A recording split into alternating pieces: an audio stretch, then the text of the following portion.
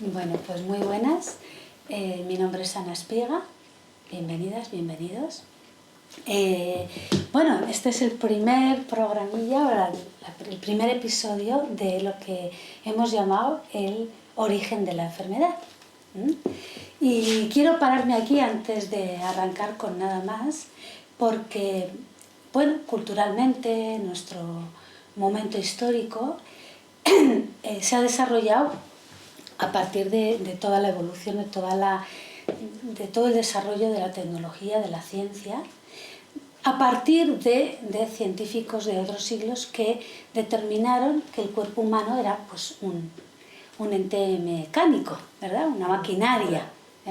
Y desde ahí pues, hemos desarrollado muchas cositas y sí que hemos avanzado entendiendo gran parte del cuerpo que nos habita, ¿verdad? Pero como una máquina. Y claro, desde ahí se nos están escapando muchas cosas, porque ciertamente no es solo una máquina y no es tan estático y tan inmóvil como una máquina, ¿vale? Y por eso quería arrancar un poquito empezando el planteamiento de qué es la enfermedad y qué entendemos por enfermedad. Porque, bueno, un poquito culturalmente cuando la gente desarrolla cualquier patología, me da igual que sea una gripe, un virus, ¿verdad?, que un tumor o que no sé, piedras en el riñón, pues dicen, ¡ay, es que me han salido piedras en el riñón! No como si ella no tuviera nada que ver, ¿verdad? Pues, bueno, yo pasaba por ahí, me tocó, mala suerte, me han diagnosticado, no, es que tengo, y bueno, es que te ha tocado esa lotería, ¿no? Bueno, pues vamos a ver que por lo menos desde nuestra óptica, no pensamos que sea ninguna lotería, ninguna mala ni buena suerte, ni nada casual. Ni siquiera entendemos, o yo entiendo, que un accidente, ¿verdad?, sea casual. A lo largo de estas series igual hacemos un monográfico con accidentes y traumas y dar una explicación de qué entendemos, por qué creemos que no es casual. Pero vamos a ver, antes de nada y antes de arrancar, que hay tres maneras, por decirlo. Bueno, estos son fundamentos que yo desarrollo en base a los grandes maestros y maestras que me voy encontrando por el planeta en estos siglos y en anteriores, ¿verdad? No son grandes verdades. Desde mi recorrido actual, yo siento que hay tres maneras de enfermar, diferenciadas. La primera sería una disarmonía que se va a producir por un conflicto, por un estrés, bien desde mí, conmigo, por mi interior, o en mi relación con el exterior, ¿vale? Ese estrés, ese conflicto mantenido, porque el organismo está preparado para sobrellevar altibajos, cambios, ¿verdad?, y complicaciones. Pero si no se resuelven bien o si se mantienen en el tiempo, sí me va a empezar a pasar factura. Sobre todo, además, si no expreso, pues mi cuerpo va a necesitar expresar lo que yo no estoy siendo capaz, o va a necesitar pararme lo que yo no estoy siendo capaz de parar, porque el cuerpo siempre va a buscar equilibrar. Vamos a ir viéndolo despacito, ¿vale? En medicina china se llama disarmonía, incongruencia, y desde la medicina china, bueno, se puede estudiar matices muy diferentes, pero yo os voy a explicar el principal, el más de raíz, porque la medicina china puede estudiar el yin y el yang y todo ese enreillo, pero estamos hablando ya de los recorridos de los fluidos del cuerpo, de si hay un exceso, una carencia, una obstrucción, pero es que vamos a ir todavía más al origen. Por eso el programa se llama El origen de la enfermedad, ¿verdad? Vamos a ver que otras enfermedades se pueden producir por un shock intenso, muy intenso, que también hablaremos a lo largo de esta serie. Y parece que hay enfermedades desde el karma.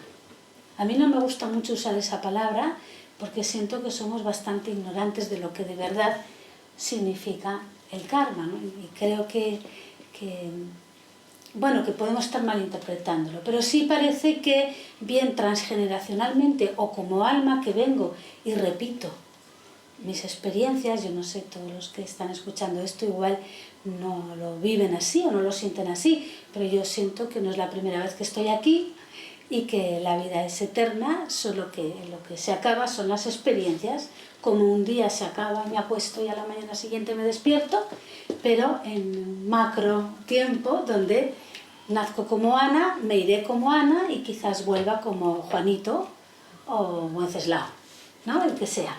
Bueno, pues desde ese recorrido sí que puedo traer, imaginaos que yo en otra vida, o en muchas vidas, he sido muy poco paciente en mi recorrido de aprendizaje como ser espiritual.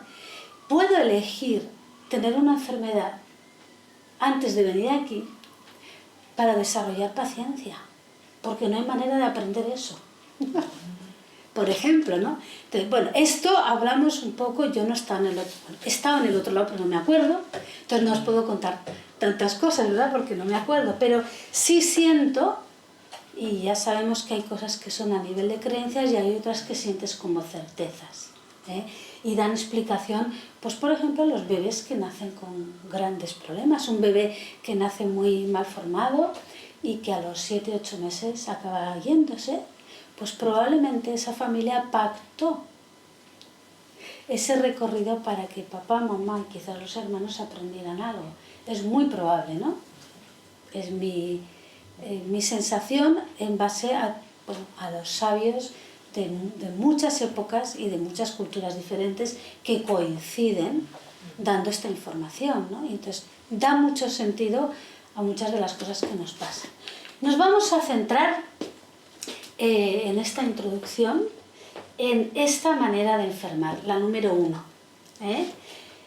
porque bueno, es mi formación principal de donde yo arranqué, que es desde la medicina china. Este es el ideograma del emperador, y el emperador es como emula la perfección, el buen hacer, la sabiduría, ¿verdad? Entonces por eso tiene estos 3 ejes armónicos unidos, y esos 3 ejes tienen que ver con el pensar, con el sentir y con el hacer. Por eso en la medicina china te enseñan que cuando el pensar, el sentir y el hacer no están en el mismo eje, no están armónicos, hay conflicto, hay choque y vas a enfermar si lo mantienes. Si yo pienso una cosa pero hago otra, y ni te cuento ya si siento otra, ahí hay un cortocircuito y el cuerpo va a dar la cara, Y además sabemos que el cuerpo no son otra cosa que átomos. Átomos que responden a frecuencias, por mucho que una parte de ese cuerpo y de esos átomos sea un estómago, la otra sea un hueso, la otra pelo, ¿verdad? Pero cuando se nos cae el pelo, cuando se nos lastima un hueso o cuando un músculo le pasa algo, tiene que ver con algo relacionado con las características de esa parte del cuerpo. Y eso es lo que vamos a ir viendo. Y de hecho queremos hacer una serie un poquito con pequeños monográficos para que la gente pueda entender desde enfermedades más comunes que todos hemos vivido, vamos a verlo. Yo digo, no me creáis nada, a mí no me tenéis por qué creer, experimentarlo, y como todos habéis pasado resfriados, gripes o este invierno, igual os queda alguno, cuando os ocurra eso, mirar atentamente a ver si tiene que ver con lo que estamos hablando. Pero ciertamente cuando el cuerpo se lastima no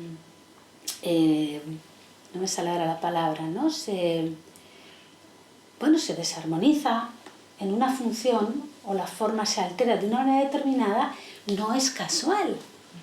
No es casual. Si yo tengo la garganta que me va a estallar, probablemente me he quedado con algo que no estoy diciendo, pero que me hierve decir, y a una infección de garganta.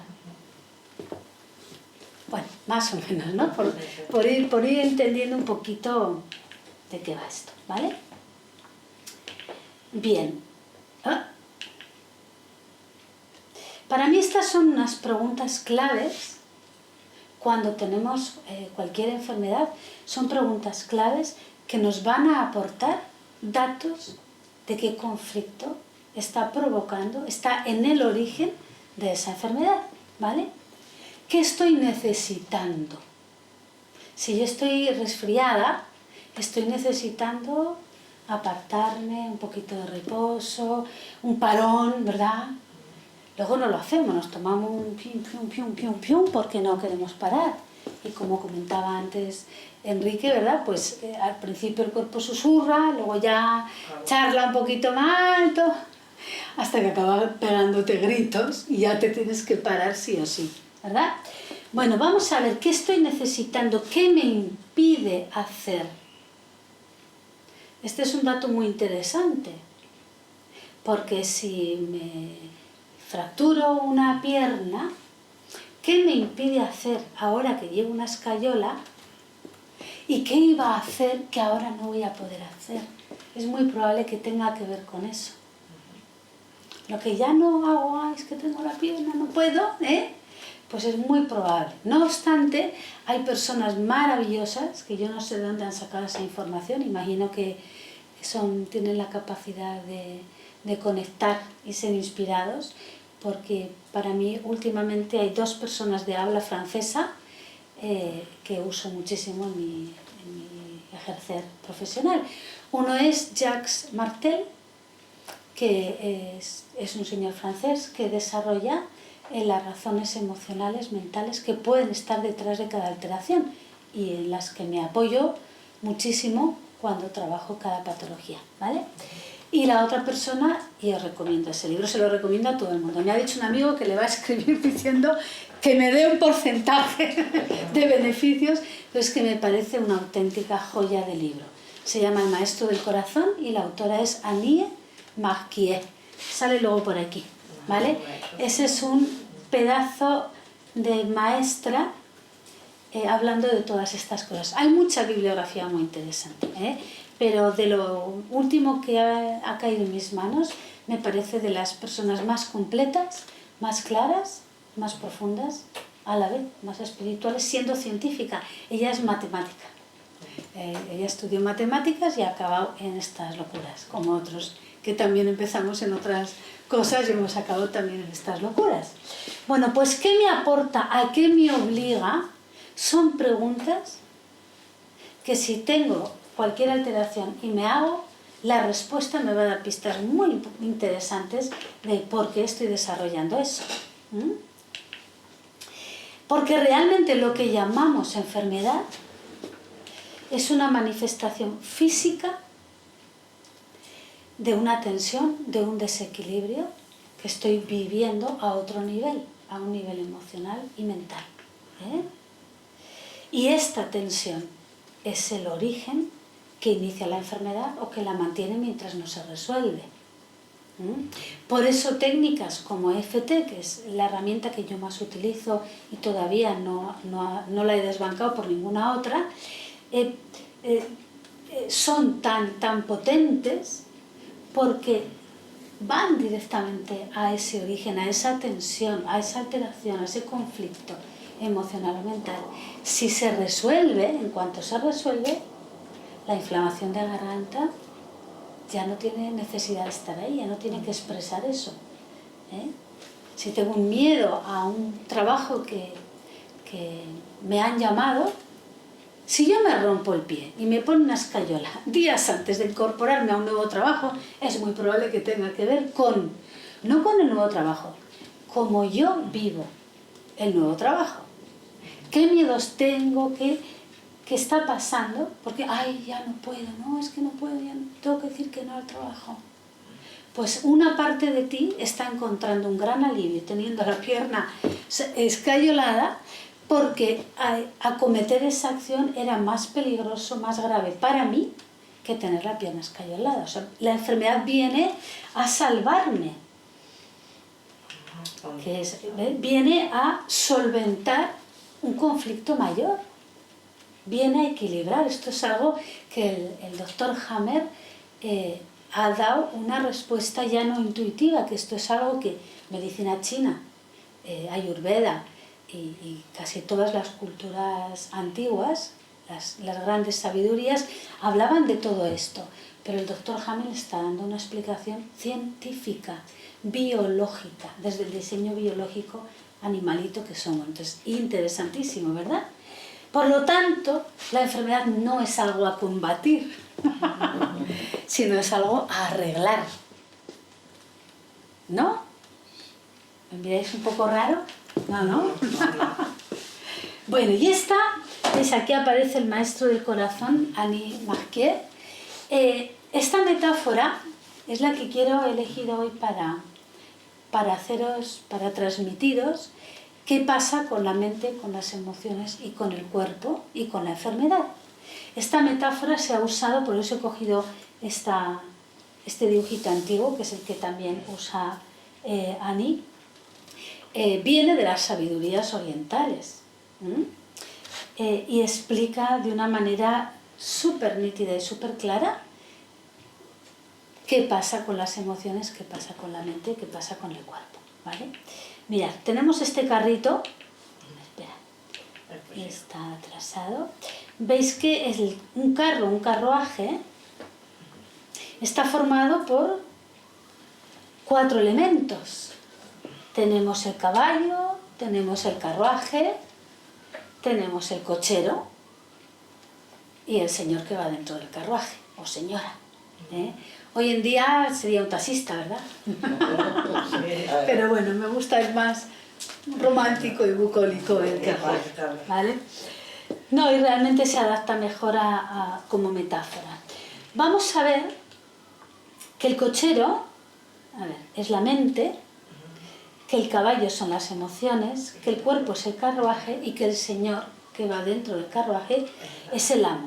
Pero esto lo vamos a ver muy despacito, porque vais a entender por qué tiene tanta importancia, ¿vale? El carruaje... Espera, he dicho aquí una cosa que se me ha olvidado, bueno, no importa. El carruaje, nuestro carruaje es nuestro cuerpo físico, ¿verdad? Sí. Esa es la mecánica que desde la medicina tenemos muy bien estudiada, maravillosamente estudiada, ¿eh? Claro, el estado del carruaje nos va a dar datos muy valiosos de cómo el cochero y el caballo llevan ese carruaje. Si tenemos un cochero alocado y un caballo desbocado, el carruaje acaba manga por hombro, ¿no? Acaban las ruedas una para allá y otra para acá y totalmente desconchado. Bien, pues vamos a ver que el carruaje es el cuerpo y el caballo va a simbolizar las emociones. Fijaos que la palabra emoción significa movimiento. Y realmente lo que inicia todo en la vida es el movimiento de nuestra vida, lo inician las emociones, el deseo de algo. Yo voy a trabajar porque quiero cobrar un sueldo a fin de mes. O llevas a tu niño al cole porque quieres que aprenda matemáticas y de paso tú puedes ir también a trabajar. Yo qué sé, ¿no? Que cada uno tiene sus motivaciones, sus emociones para moverse y hacer cosas. ¿Sí? Bien, pues ahí tenemos ya 2 partes del carruaje. La tercera es importantísima también. Tenemos al cochero, que simboliza la mente. La mente ya sabemos que es la sede de todos los procesos mentales, ¿verdad? Pero fijaos que esto, que es tan obvio, pues igual luego resulta que si lo aplicamos a nuestra mente, a nuestro cochero, a nuestro caballo, dice, pues aquí me están fallando ya cosas. De entrada, sin estar enferma, yo ya tengo algo un poquito fuera de eje, ¿verdad? Mirad, las funciones de un cochero serían las de transmitirle al amo, en este caso, lo que está ocurriendo en el mundo. Imaginaos que llegamos a un sitio, se para el carruaje y el amo no sabe por qué se para, está dentro. El cochero le dice, no, es que hay un embotellamiento de carruajes, ¿no? Y va a tener un ratito de retención. Bueno, pues le transmite, le interpreta lo que está ocurriendo en el exterior. Pero todavía es mucho más importante la otra parte que tiene, que es la contraria, que es escuchar las directrices, lo que el amo quiere. Porque ¿a dónde va ese carruaje? Pues a donde el amo quiere. No donde el carruaje le dé la gana. Digo, perdón, donde el cochero quiera. Y lo triste es que habitualmente, hoy en día, y no solo hoy en día, llevamos muchos siglos, donde a muchas personas les dirige su carro el cochero. El dueño no tiene ningún control, no tiene ningún contacto. Lo grave es que el cochero, que tiene mucho poder, que es una herramienta, la mente es una herramienta poderosísima, nos identificamos con ella, olvidamos que hay un señor, que esto es el cochero es un instrumento y el señor no es un instrumento, el señor es el que dice dónde quiere llevar el carruaje y a qué sitios quiere ir. Claro, desde esa desconexión donde el cochero no escucha qué quiere el amo, pues así va el carro para allá, para acá, y probablemente donde tú no quieres ir, ¿eh? Bueno, pues otra función del cochero es dominar. Si un cochero no sabe dominar a su caballo, controlarlo, dirigirlo bien, pues el caballo puede poner patas arriba a todo el carruaje. Luego va a ser otra de sus funciones y, por supuesto, cuidar el carruaje. Y vamos a ver la principal entidad de esta metáfora, que se ha ido, aquí, que es el amo. El alma es esta entidad que parece que a la ciencia le cuesta tanto asumir porque no se ve, no se mide, no se pesa, pero todos sabemos que hay algo más que pensamientos, que sentimientos y que cuerpo, y lo sabemos porque cada uno lo podemos vivir. Podríamos decir que el alma, esta es una definición que he rescatado de Annie, que me gusta mucho, es el aspecto del ser humano portador de las más elevadas cualidades del corazón y del espíritu.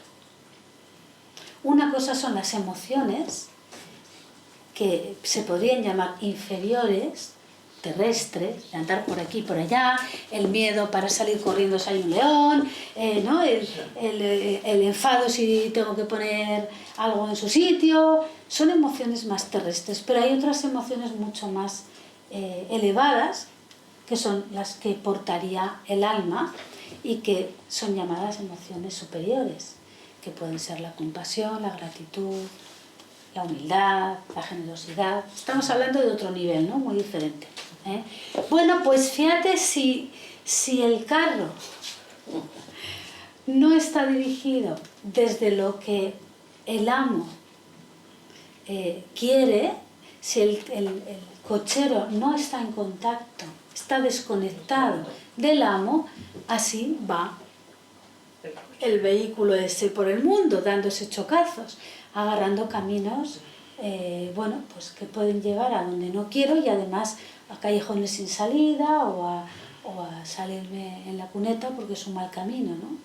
Entonces desde ahí vamos a ver la importancia de tener esa conexión. En la cultura de hoy en día, bueno, yo no sé de hoy en día, me imagino que llevamos muchos siglos así, aunque hayan cambiado muchas cosas, ¿no? Pero como la mente es tan poderosa, nos hemos identificado con la mente y con lo que creemos que somos. Nos hemos hecho ya un personaje y con este personaje nos movemos por la vida, ¿no? Claro, pero ese personaje está construido de lo que creemos que debemos ser, de lo que nos dicen que hay que ser, de lo que nos hemos creído que soy, y desde ahí puedo haberme construido una falsa identidad. Si es una falsa identidad, me va a llevar a enfermar, porque os dais cuenta que esos 3 ejes que hemos hablado antes hablan de que ese ser está en armonía. Lo que piensa, lo que siente está relacionado con el amo. Lo que pienso es la interpretación que el mundo da a la vida, es como todos creemos que son las cosas. Eso es lo que pensamos.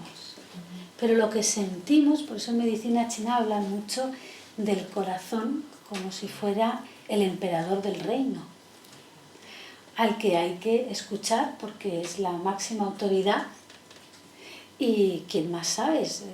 Antiguamente, hoy en día eso se ha deteriorado un poquito bastante, pero antiguamente se suponía que los emperadores eran los portadores de una gran sabiduría, ¿eh? Y quizás los faraones, algunos también ejemplificaron aquello, lo que pasa que luego aquello se puede distorsionar y acaba siendo faraón cualquiera, ¿verdad? Que quiere ámbito de poder, etc. Pero bueno, por eso siempre se habla de que hay que escuchar al corazón. Y cuando escuchas al corazón, te equivoques o no, porque eso de equivocarte va a depender de lo que piensa la cultura, que te has equivocado o no te has equivocado. Si tú has hecho lo que creías que tu corazón te estaba pidiendo, te quedas mucho más tranquilo, ¿verdad?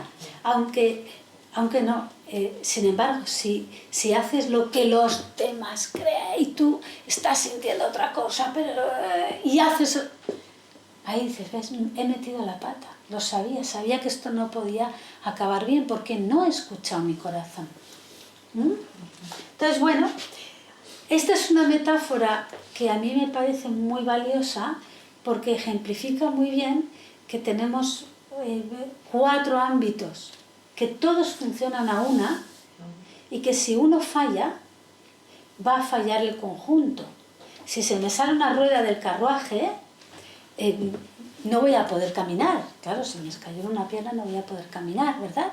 Pero esa rueda, ¿por qué se ha salido? No es casual, no es que, es que me encontré una piedra y la piedra la ha empujado para allá. Bueno, puede haber una explicación física, porque si solo hacemos la interpretación física, claro que encontramos una piedra. Pero ¿por qué yo hoy martes me encuentro una piedra cuando llevo pasando por este camino 3 años y la piedra está ahí todos los días y yo hoy me choco con la piedra y otros días no? No es casual. Cuando hagamos la serie de accidentes, pues entenderemos qué puede estar pasando, ¿eh? Bueno, pues no sé si tenéis alguna pregunta, porque esto del origen de la enfermedad podría dar, como decíamos antes, para un fin de semana, pero quería hacer simplemente como una introducción rápida para que entendamos que la enfermedad no es un fallo mecánico y ya, sino que para que el cuerpo mecánicamente falle, hay algo que se está sintiendo, viviendo, pensando, que entra en conflicto, en tensión, y entonces el cuerpo está en la misma expresión. Sobre todo, cuanto más me lo callo, más el cuerpo va a necesitar expresarlo. La gente que expresa mucho se enferma muy poco. Ahí va. Porque la ira la suelta. Todo lo que quiere decir lo dice, lo vomita. Los demás nos quedamos ahí, socorro. Y esta persona se va estupenda porque se ha expresado, ha soltado lo que sentía. Su conflicto lo ha abierto. Las personas, cuanto más se lo callan, más necesita el cuerpo, porque es como una olla, ¿no? Va acumulando tensión, y el cuerpo va a exponerlo, ¿vale? Entonces, ¿tenemos alguna preguntita? Sí, cuéntame. Yo es que no entiendo ahí el tema del alma. Se supone que siempre tiene que tener cualidades positivas. Lo digo porque, no sé, en ese contexto, cómo se ve esas personas que no enferman, pero son psicópatas, por llamarlo así, que oyendo a su propia interior se ven en la necesidad de hacer hechos bastante negativos, por lo menos tal y como los entendemos el resto de las personas. Entonces, en ese contexto, simplemente es que no sé por qué. ¿Cuál es la pregunta, Lisa? La pregunta es, ¿el alma, entendida como el alma, es algo equiparable a Dios, algo positivo en esencia, o el alma puede ser igualmente negativa? Bueno, fíjate, da para 5 programas esa pregunta. Yo te puedo hablar de lo que yo conozco solamente, ¿verdad? Pero yo entiendo, desde lo que yo conozco, que el alma, que es nuestra esencia más pura, es positiva y que ha salido de paseo a esta experiencia a probar cómo se puede ser siendo de otra manera. No sé si me explico. Quiero decir que una persona que hoy es un psicópata probablemente está muy desconectado o desconectada de su alma, o trae una función, una finalidad que yo desconozco y que igual está bien así por algo y para algo. No sé si eso te No, sí. da respuesta. No, lo entendía, hombre, es por el tema de la enfermedad. Por otro lado, a lo mejor estas personas no tienen por qué generar enfermedades. Es algo que te digo, que pueden tener una salud. De hecho, la gente que tiene patologías mentales tiene una salud de hierro. Cuando llamamos salud, claro, hablamos solo del cochecito, de la mecánica. Sí, sí. Cuando la patología mental es una no salud intensísima. Y por eso decimos que tienen una salud de hierro. No tienen una salud de hierro, están súper enfermos. Pero ya está expresando el cuerpo desde un ámbito, entonces el otro no tiene que expresarlo. Ya la distorsión, el tornillo flojo ya está en el campo mental. Es como las personas que entran en depresión. Mira, esa es una patología que me gustaría hacer un monográfico. Fibromialgia, por ejemplo, es una patología que los médicos se vuelven locos porque no encuentran nada alterado en las personas, ¿no? A nivel funcional, a nivel fisiológico, químico, no hay nada alterado. Sin embargo, la persona está que se muere de todo, de cansancio, de dolor, que no llega a no poder peinarse y por supuesto entra en depresión. La gente que está en depresión, lo mismo, personas hiperdeprimidas no enferman de otras cosas, claro, es que ya han enfermado, ya están enfermas. Entonces desde ahí un psicópata ya está enfermo, aunque de las patologías mentales se desconoce mucho y se está viendo que hay, se están abriendo otras puertas en cuanto a esquizofrenia, sobre todo, por ejemplo, y bipolaridad, porque ya no está tan claro que sea una distorsión mental, igual están ocurriendo otras cosas, y eso también daría para otra serie, ¿no? Pero, son complejas, son patologías muy complejas. Yo quería preguntarte si, según dice, toda enfermedad tiene un origen, incluso un accidente, un trauma, la picadura de un mosquito que te transmite un virus. Tú vas a tratar, por ejemplo, cáncer, SIDA, enfermedades importantes, hablado de fibromialgia es importante, o una gripe, pero la gente no se muere de eso, creo yo. Entonces, enfermedades también fuertes. Sí. ¿Vas a tratarlas en tu serie? Sí, me gustaría abordarlas. Y, hombre, no quiero con esta exposición que yo voy a hacer decir que estoy en posesión de la verdad de nada y tampoco animar a la gente a que no use su responsabilidad. Es una información conclusiva de todo lo que yo llevo aprendido, desde ahí la pongo en práctica y veo que tiene grandes beneficios y entonces desde ahí la comparto. Probablemente dentro de 10 años igual hay cosas que hoy digo que igual dentro de 10 años puedo estar pensando otra cosa. Entonces en patologías graves, claro que yo contactaría por supuesto con gente que conoce, ¿no? En todos los ámbitos, y desde toda esa información cada persona asume su responsabilidad, escucha si es un cáncer a oncólogos, no a uno, yo escucharía a tres oncólogos, y abro también la puerta a toda la otra información que hay que está hablando de cómo abordar un cáncer, y desde ahí yo elijo qué hago. Yo decido asumir esa responsabilidad. ¿Por qué? Porque es mi cuerpo, no quiero dársela a nadie más.